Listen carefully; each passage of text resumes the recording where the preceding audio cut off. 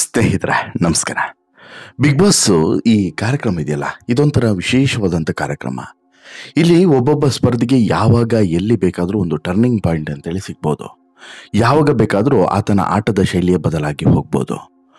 ಆರಂಭದಲ್ಲಿ ಏನೂ ಇಲ್ಲದವ ಬರ್ತಾ ಬರ್ತಾ ಬರ್ತಾ ಬರ್ತಾ ತುಂಬ ಸೂಪರ್ ಆಗಿ ಬಿಡ್ತಾನೆ, ಒಳ್ಳೆ ಆಟಗಾರನಾಗಿ ಬಿಡ್ತಾನೆ. ಇನ್ನೂ ಕೆಲವು ಹಾಗಲ್ಲ, ಬರ್ತಾ ಬರ್ತಾ ರಾಯರು ಕುದುರೆ ಕತ್ತೆ ಆಯಿತು ಅಂತಾರಲ್ಲ, ಹಾಗೆ ಹೋಗ್ತಾ ಹೋಗ್ತಾ ಅವರ ಆಟದ ಶೈಲಿಯು ಕೂಡ ಕಳಪೆ ಆಗ್ತಾ ಹೋಗುತ್ತೆ. ಇಲ್ಲಿ ವೈಲ್ಡ್ ಕಾರ್ಡ್ ಮೂಲಕ ಬಂದಂಥ ಒಬ್ಬ ಸ್ಪರ್ಧಿ ಇವತ್ತು ಬಿಗ್ ಬಾಸ್ ಮನೆಯ ಕ್ಯಾಪ್ಟನ್ ಆಗುವಂಥ ಹಂತಕ್ಕೆ ಬಂದಿದ್ದಾನೆ. ಜೊತೆಗೆ ಕ್ಯಾಪ್ಟನ್ ಆಗೋದು ಮಾತ್ರವಲ್ಲ, ಕ್ಯಾಪ್ಟನ್ ಆಗಿದ್ದು ಯಾವ ಸಂದರ್ಭದಲ್ಲಿ, ಒಂದು ಪ್ರಮುಖ ಘಟ್ಟದಲ್ಲಿ, ಬಿಗ್ ಬಾಸ್ ಮನೆಯ ಆಟ ಮುಗಿಯುವಂತಹ ಪ್ರಮುಖ ಘಟ್ಟದಲ್ಲಿ ಈಗ ಬಿಗ್ ಬಾಸ್ ಮನೆಯ ಕ್ಯಾಪ್ಟನ್ ಆಗಿರುವಂಥದ್ದು ಎಲ್ಲೋ ಒಂದು ಕಡೆ ಬಿಗ್ ಬಾಸ್ ಟ್ರೋಫಿಗೆ ಇನ್ನಷ್ಟು ಹತ್ತಿರ ಆದ್ನ ಈ ಸ್ಪರ್ಧಿ ಎನ್ನುವಂತಹ ಪ್ರಶ್ನೆ ಮೂಡುವಂತೆ ಮಾಡಿದೆ. ಯಾರು ಆ ಸ್ಪರ್ಧಿ? ಅದು ಬೇರೆ ಯಾರು ಅಲ್ಲ, ಅದೇ ರಜತ್. ಹೌದು, ಈ ವಾರದ ಕ್ಯಾಪ್ಟನ್ ಆಗಿರುವಂಥ ರಜತ್ ಬಿಗ್ ಬಾಸ್ ಟ್ರೋಫಿಗೆ ಇನ್ನಷ್ಟು ಹತ್ತಿರವಾದ್ನ ಅನ್ನುವಂಥ ಪ್ರಶ್ನೆ ಈಗ ಮೂಡ್ತಾ ಇದೆ. ಅದಕ್ಕೆ ಕಾರಣ ಈ ಬಾರಿ ಆತ ಆಗಿರುವಂಥ ಕ್ಯಾಪ್ಟನ್, ಈ ವಾರದ ಕ್ಯಾಪ್ಟನ್ ಆಗಿ ಆತ ಸೆಲೆಕ್ಟ್ ಆಗಿರುವಂಥದ್ದು. ಹೌದು, ವೈಲ್ಡ್ ಕಾರ್ಡ್ ಮೂಲಕ ಬಿಗ್ ಬಾಸ್ ಮನೆಗೆ ಎಂಟ್ರಿ ಕೊಟ್ಟಂತಹ ಈ ರಜತ್ ಬಿಗ್ ಬಾಸ್ ಮನೆಗೆ ಬಂದಂತಹ ಆರಂಭದಿಂದನೂ ಕೂಡ ಸಿಕ್ಕಾಪಟ್ಟೆ ಅಗ್ರೆಸಿವ್ ಆಗಿ ಆಟ ಆಡ್ಕೊಂಡು ಬಂದಿದ್ದಾನೆ. ಸಾಕಷ್ಟು ಕಿರಿಕ್ಗಳನ್ನು ಮತ್ತು ವಿವಾದಗಳನ್ನು ಹೇಳಿಕೊಂಡು, ಆಮೇಲೆ ಆತನಿಗೆ ಸ್ಪಷ್ಟವಾಗಿ ಗೊತ್ತು ಬಿಗ್ ಬಾಸ್ ಮನೆಯಲ್ಲಿ ಹೇಗಿದ್ದರೆ ತಾನು ಸರ್ವೈವಲ್ ಆಗೋದಕ್ಕೆ ಸಾಧ್ಯ ಮತ್ತು ತನ್ನನ್ನು ಜನ ಉಳಿಸ್ಕೊಳ್ಳೋದಕ್ಕೆ ಸಾಧ್ಯ.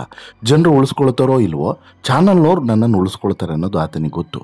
ಹಾಗಾಗಿ ಅದೇ ರೀತಿ ಆಟ ಆಡ್ಕೊಂಡು ಬಂದಿದ್ದಾನೆ.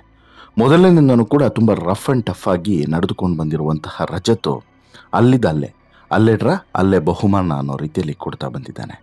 ಯಾವ ಸ್ಪರ್ಧಿಗೂ ಕೂಡ ನಾನು ಕೇರೇ ಮಾಡಲ್ಲ ಅನ್ನೋ ರೀತಿಯಲ್ಲಿ ಬಂದವನು.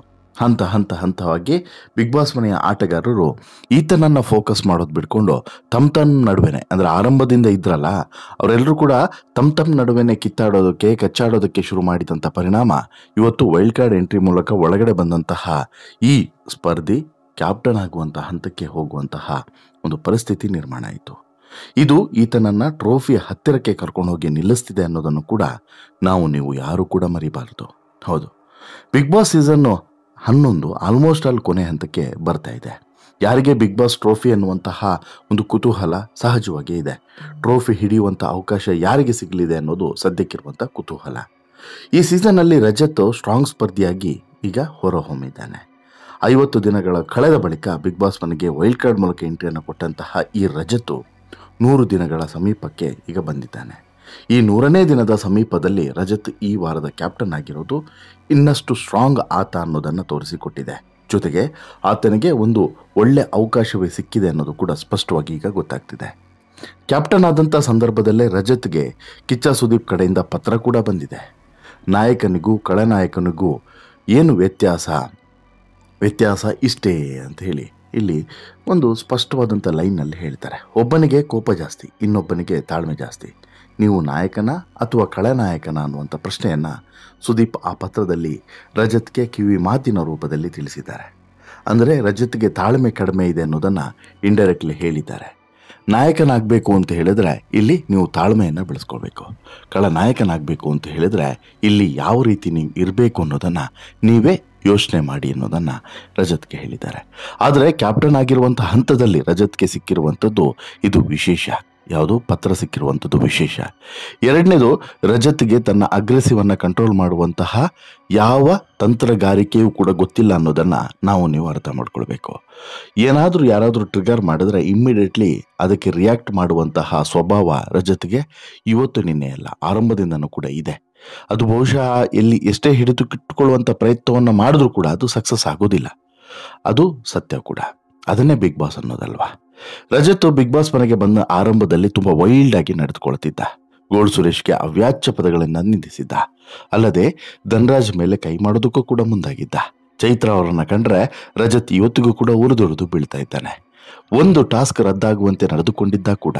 ಇನ್ನೊಂದು ಟಾಸ್ಕ್ ಆಡುವಾಗ ಉಗ್ರ ಮಂಜು ಜೊತೆಗೆ ಕೈ ಮಿಲಾಯಿಸುವಂಥ ಹಂತಕ್ಕೂ ಕೂಡ ಇದೇ ರಜತ್ ಹೋಗಿದ್ದ.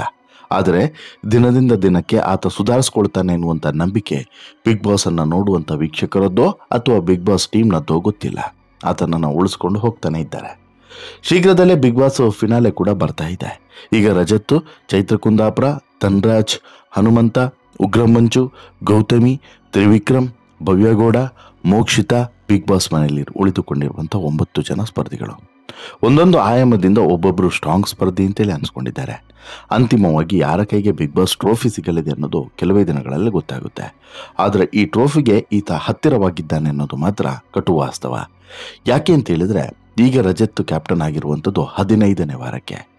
ಇನ್ನು ಹೆಚ್ಚು ಅಂದರೆ 2 ವಾರಗಳ ಆಟ ಬಾಕಿ ಇರ್ಬೋದು. ಈ 2 ವಾರಗಳ ಆಟದಲ್ಲಿ ರಜತ್ಗೆ 1 ವಾರ ಈಗ ಫ್ರೀಯಾಗಿ ಸಿಕ್ತು. ಅಂದರೆ ಇಲ್ಲಿ ಗಮನಿಸಿ, ರಜತ್ ಈ ವಾರ ನಾಮಿನೇಟ್ ಆಗುವಂತಿಲ್ಲ. ಕ್ಯಾಪ್ಟನ್ ಆಗಿರೋದ್ರಿಂದ ಆತೇನಾದರೂ ಎಡವಟ್ಟು ಮಾಡಿ ನಾಮಿನೇಟ್ ಆಗಬೇಕೇ ಹೊರತು ಆತ ನಾಮಿನೇಟ್ ಆಗುವಂಥ ಚಾನ್ಸಸ್ಸು ತುಂಬ ಕಡಿಮೆ ಕ್ಯಾಪ್ಟನ್ ಆಗಿರೋದ್ರಿಂದ. ಅಲ್ಲಿಗೆ ಈ ವಾರನೂ ಕೂಡ ಆತ ಸೇಫು, ಅಥವಾ ಉಳಿದ್ರೆ ಈ ವಾರ ನಾಮಿನೇಟ್ ಆಗಿ ಉಳಿದ್ರೆ ಈ ವಾರನೂ ಕೂಡ ಸೇಫು, ಮುಂದಿನ ವಾರನೂ ಕೂಡ ಆತ ಸೇಫು. ಅಲ್ಲಿಗೆ 2 ವಾರಗಳ ಇಮ್ಯುನಿಟಿ ಸಿಕ್ತಂಗಾಯಿತು. ಈ ವಾರ ಹೆಂಗೂ ಇಲ್ಲಿವರೆಗೆ ನಾಮಿನೇಷನ್ ಆಗಲಿಲ್ಲ, ಸೊ ದಟ್ ರಜತ್ತು ಸೇಫ್. ಮುಂದಿನ ವಾರ ಕ್ಯಾಪ್ಟನ್ ಆಗಿರೋದ್ರಿಂದ ಆತನನ್ನು ನಾಮಿನೇಟ್ ಮಾಡೋದಕ್ಕೆ ಸಾಧ್ಯವಿಲ್ಲ, ಸೊ ದಟ್ ಮುಂದಿನ ವಾರವೂ ಕೂಡ ಸೇಫು. ಅಲ್ಲಿಗೆ 2 ವಾರ ಸೇಫ್. ಇನ್ನುಳಿಯುವಂಥ 2 ವಾರದಲ್ಲಿ ಆತ 1 ವಾರ ಉಳ್ಕೊಂಡ್ರೆ ಸಾಕು.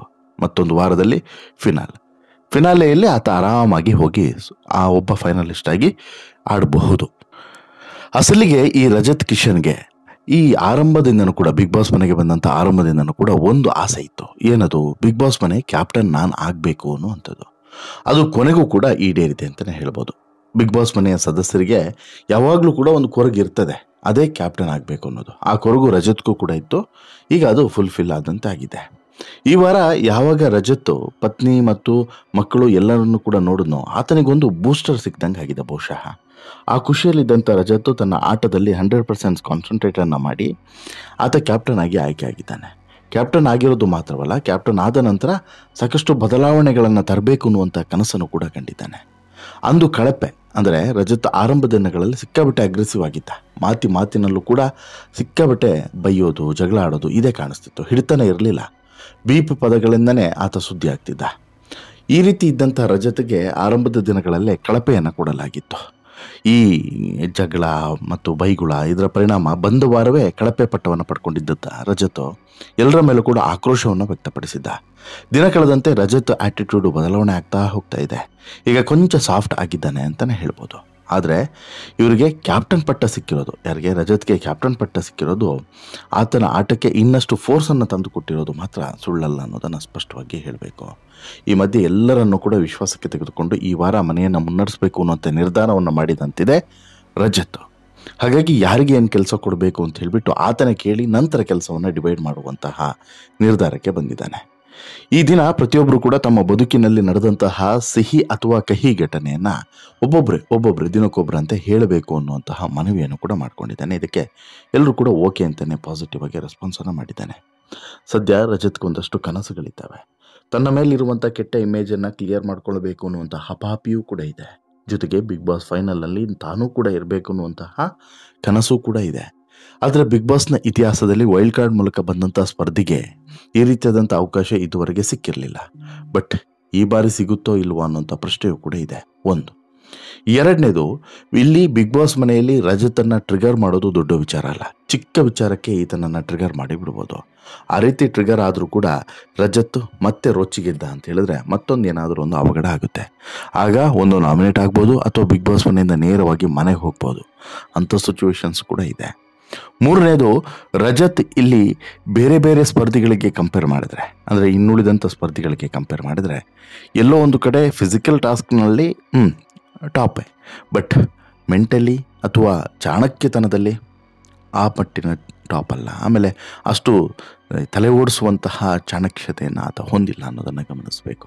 ಹಾಗಾಗಿ ಬಿಗ್ ಬಾಸ್ ಮನೆಯ ಟ್ರೋಫಿಯನ್ನು ಗೆಲ್ಲೋದಕ್ಕೆ ಖಾಲಿ ಫಿಸಿಕಲಿ ಸ್ಟ್ರಾಂಗ್ ಇದ್ದರೆ ಸಾಲೋದಿಲ್ಲ ಅನ್ನೋದು ಈ ಹಿಂದೆ ಸಾಕಷ್ಟು ಸಲ ಸಾಬೀತಾಗಿದೆ. ಎಲ್ಲವೂ ಕೂಡ ಬೇಕಾಗ್ತದೆ. ಆ ವಿಚಾರದಲ್ಲಿ ರಜತ್ ಹಿಂದೆ ಬೀಳ್ತಾರೆ ಅನ್ನೋದ್ರಲ್ಲಿ ಡೌಟ್ ಇಲ್ಲ.